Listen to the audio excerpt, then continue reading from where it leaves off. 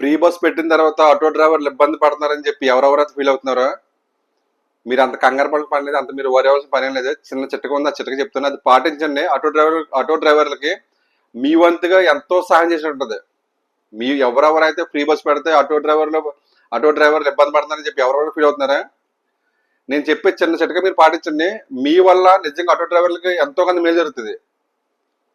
మీరు గల్ఫ్లో ఉన్నారా, ఇంటికి మీరు ఫోన్ చేయండి. మీ మిస్సెస్, మీ చెల్ల, మీ అమ్మగారా, లేకపోతే మీ అక్క, మీ బంధువుల, ఎవరన్నా, మీ స్నేహితుల, మీ కుటుంబానికి ఎవరన్నా, వాళ్ళకి ఒకటే చెప్పండి. ఏంటంటే మీరు ఎంత కష్టమైనా, ఎంత దూరమైనా, లేకపోతే ఎన్నిసార్లు ఎక్కడికి వెళ్ళి రావాలన్నా, అది 10 సార్లు అని 20 సార్లు అని ఫ్రీ బస్ యూజ్ చేయకండి, ఓన్లీ ఆటోలోనే తిరగండి అని చెప్పండి. మీరు ఇండియా ఉన్నారా, సరే ఇంకా మంచిది. మీ ఇంట్లో ఉన్న ఆడవాళ్ళని ఎవరు కూడా ఫ్రీ బస్ ఎక్కనివ్వకండి, వాళ్ళని ఆటోలోనే వెళ్ళమని చెప్పండి.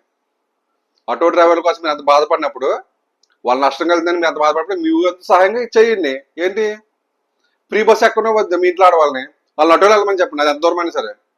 ఫ్రీ బస్ వాళ్ళు ఎక్కుతారు, ఇబ్బంది పడిన వాళ్ళు, చేతులు డబ్బు లేని వాళ్ళు, ముసలోళ్ళు, పెన్షన్ మీద ఆధారపడిన వాళ్ళు, లేని వాళ్ళు ఎక్కుతారు.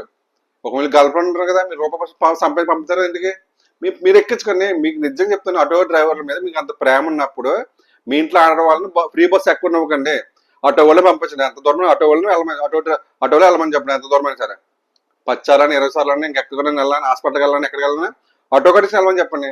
మీ వంతు సహాయంగా ఆటో డ్రైవర్కి మేలు చేసి ఉంటుంది. ఎవరెవరైతే బాధపడుతున్నారో వాళ్ళు నిజంగా ఆటో డ్రైవర్కి మేలు చేయాలనుకుంటే ఇదే పరిష్కారం. ఏంటి, మీ ఇంట్లో ఆడవాళ్ళని ఫ్రీ బస్ ఎక్కనివ్వకుండా ఆటోలో వెళ్ళమని చెప్పండి. ఎన్నిసార్లు తిరిగినా, ఎంత దూరమైనా. ఇంకేముంది ఇందులో, పెద్ద విషయం ఉంది. మీ వంతు సహాయం కదా ఇది. మీ వంతు సహాయంగా ఆటో డ్రైవర్కి ఇది. కూర్చొని ఒక ఊర్లో తక్కువలో తక్కువ 1000 కుటుంబాలు ఉంటాయి. తక్కువలో తక్కువ 1000 కుటుంబాలు ఉంటాయి. అదే ఊర్లో మా అయితే ఆటో డ్రైవర్లు ఇంచుమించు 10 కుటుంబాలు ఉంటాయి.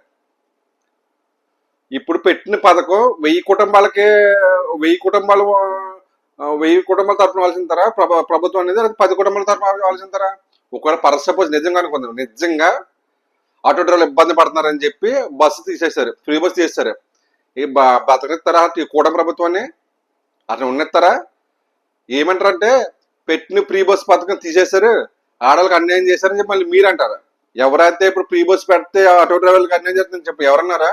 ఒకవేళ నిజంగా సపోజ్ ఒకవేళ ఫ్రీ బస్సులు ఎత్తివేస్తే ఏమంటారు? ఆడవాళ్ళకి అన్యాయం చేశారు, పెట్టిన పథకం తీసేశారు, కూటమి అన్యాయం చేస్తున్నారు నిన్ను అంటారు మాటలు.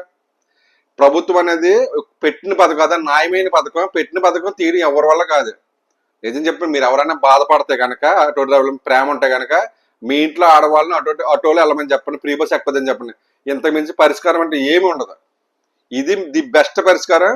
మీ వంతు సహాయం అనమాట ఆటో డ్రైవర్లకి. మీ వంతు సహాయంగా ఆటో డ్రైవర్లకి మీరు మేలు చేసినట్టు.